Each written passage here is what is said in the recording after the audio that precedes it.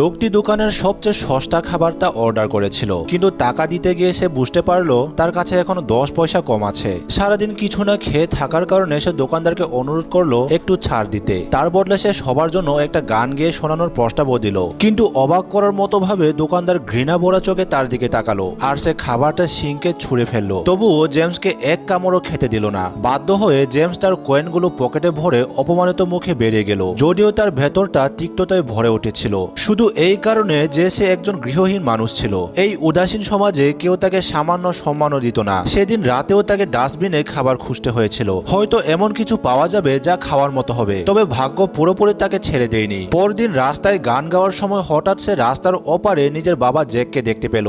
James দ্রুত তার কাছে এগিয়ে গেল। আসলে জ্যাক আগে তাকে দেখে ফেলেছিল, কিন্তু ইচ্ছে করেই না দেখার ভান করছিল।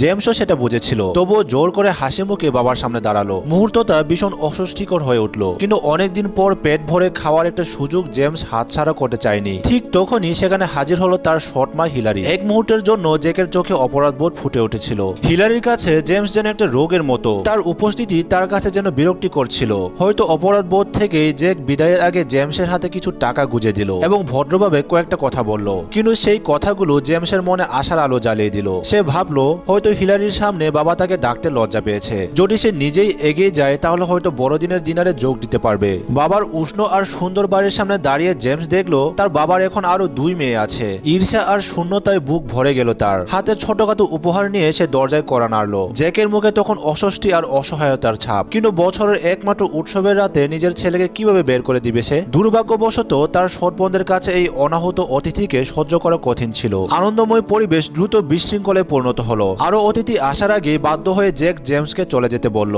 জেমসও বুঝলো পরিস্থিতি আরো খারাপ হওয়ার আগে চলে যাওয়াই ভালো। সে একা ফিরে গেল নিজের ছোট্ট আশ্রয়ে। কিন্তু কিছুক্ষণ পরই হঠাৎ জানলার দিক থেকে কারো ঢোকার শব্দ শুনতে পেল সে। মনে হচ্ছিল কোনো চোর বা ডাকাত ভেতরে ঢুকে পড়েছে। জেমস খুব ভালো করে জানতো এই আশ্রয়গুলোর আশেপাশে কেমন মানুষ ঘোরাফেরা করে। হঠাৎ মানুষ বাঁচার জন্য যে কোনো কিছু করতে পারে। সে জোরে চিৎকার করে বলল যে তার কাছে অস্ত্র আছে, অথচ সত্যি বলতে তার গিটার ছাড়া আর কিছুই ছিল না, একটা রান্নাঘরের ছুরিও না। শেষমেশ সে পুরনো জুতো হাতে নিয়ে সাবধানে এগিয়ে গেল, কিন্তু পরে বুঝলো সবই ভুল ধারণা। চোর আসলে ছিল একটা ক্ষুধার্ত বিড়াল, যে রান্নাঘরের জানলা দিয়ে ঢুকে তার শেষ সম্বলটুকু খাচ্ছিল। দেখতে রাস্তার ভবঘুরে বিড়ালের মতো হলেও বিড়ালটা ছিল ভীষণ শান্ত আর আদুরে। জেমস তাকে তাড়িয়ে দিতে পারল না, বরং নিজের শেষ দুধটুকু একটা বাটিতে ঢেলে দিল, কারণ সে খুব ভালো করে জানতো ক্ষুধার কষ্ট কেমন। সেই রাত থেকে বিড়ালটা জেমসের সঙ্গী হয়ে গেল। নিঃসঙ্গ রাতগুলোতে এই ছোট্ট প্রাণীদের উপস্থিতি জেমসকে একটু শান্তি দিত। পরে সেই বিড়ালটার নাম রাখলো বব। ধীরে ধীরে বব যেন তার জীবনের অংশ হয়ে উঠল।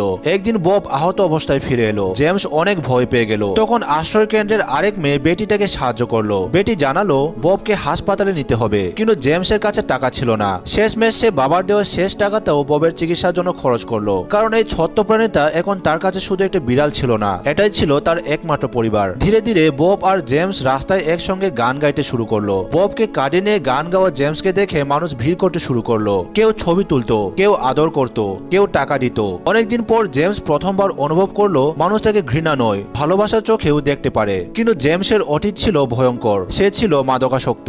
ব্যর্থতা আর একাকিত্ব ভুলে থাকার জন্য সে নেশায় ডুবে গিয়েছিল। তার বাবা তাকে দূরে সরিয়ে দিয়েছিল, সৎমা তাকে ঘৃণা করত, আর সমাজ তাকে আবর্জনার মতো দেখত। তবুও একজন মানুষ কখনো তাকে ছাড়েনি, ডাক্তার ভেল। তিনি বিশ্বাস করতেন জেমসের ভেতরে এখনো ভালো কিছু বেঁচে আছে। ববের কারণে জেমস বদলাতে শুরু করলো। সে বুঝতে পারলো যদি সে নিজেকে ধ্বংস করে তাহলে বব একা হয়ে যাবে। ধীরে ধীরে সে মাদক ছাড়ার সিদ্ধান্ত নিল, কিন্তু সেই লড়াই ছিল খুবই ভয়ঙ্কর। শরীর কাঁপা, বমি, হ্যালুসিনেশন, প্রতিটি মুহূর্ত যেন নরক ছিল। তবুও বব সবসময় তার পাশে ছিল, চুপচাপ নিঃশব্দে। অবশেষে এক সকালে জেমস ঘুম থেকে উঠে বুঝলো সে পেরেছে। অনেকদিন পর সূর্যের আলো তার কাছে উষ্ণ লাগছিল। সে নতুন জীবন পেয়েছে। পরে একজন প্রকাশক জেমস আর ববের গল্প নিয়ে বই প্রকাশ করতে চাইল। 2012 সালে এ স্ট্রেট ক্যাট নেম বব নামে বইটি বিশ্বজুড়ে আলোড়ন তুলেছিল।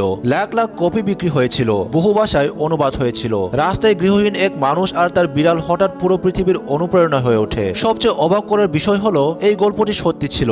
সিনেমায় আসল জেমস নিজেই অভিনয় করেছিলেন, আর ববও নিজের চরিত্রে ছিল। মানুষ তাদের গল্প শুনে কেটেছে, অনুপ্রাণিত হয়েছে। 2020 সালে দুর্ঘটনায় বব মারা যায়। জেমস ভেঙে পড়েছিল, কিন্তু পৃথিবী কখনো ভুলবে না সেই ক্ষুধার্ত রাস্তার বিড়ালটাকে, যে এক ভাঙা মানুষকে আবার বাঁচতে শিখিয়েছিল। কেউ বলে বব তার 13 বছরের জীবন দিয়ে জেমসের ভাগ্য বদলে দিয়েছিল, কিন্তু জেমসও তো 13 বছর ধরে নিশ্চিত করেছিল বব আর কখনো যেন রাস্তায় একা না থাকে। থাকে। আপনার জীবনে কি এমন কোনো প্রাণী আছে যে আপনার জীবনে একটা অংশ হয়ে উঠেছে?